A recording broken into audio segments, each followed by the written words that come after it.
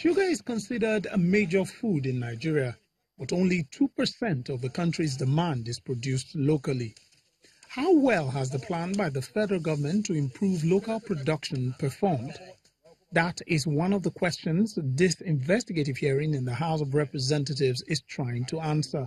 This ad hoc committee is probing the low concessionary tariffs granted by the federal government to some companies. These companies were expected to achieve sugar sufficiency target by 2018 by producing about 700,000 metric tons of sugar locally from those farms, create jobs for the teeming unemployed youth, diversify the economy from petroleum to agriculture, become a source of energy, and evolve large-scale savings of money for the country. Between year 2009 and 2011, Nigeria expended a whopping sum of 228.8 billion naira on sugar importation.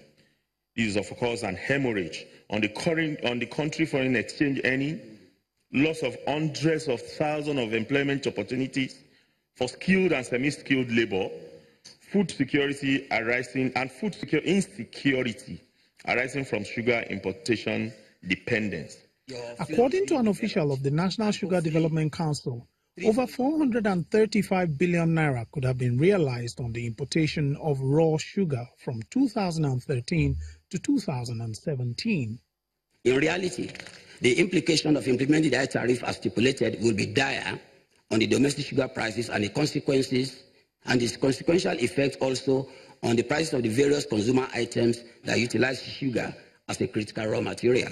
If sugar was imported under a very high tariff, the resultant high cost will also be largely passed to consumers. He tells the lawmakers that the three operators that enjoyed the low tariffs have, however, performed below agreements.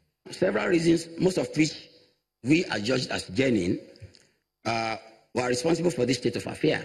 Such reasons include challenges of easy access to land, exacerbated by elite interference, community hostility to sugar projects, incessant flooding events, impact of economic recession in 2016, and so on and so forth.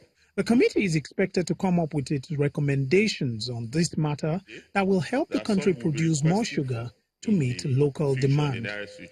Lanre Lasese, Channels Television News.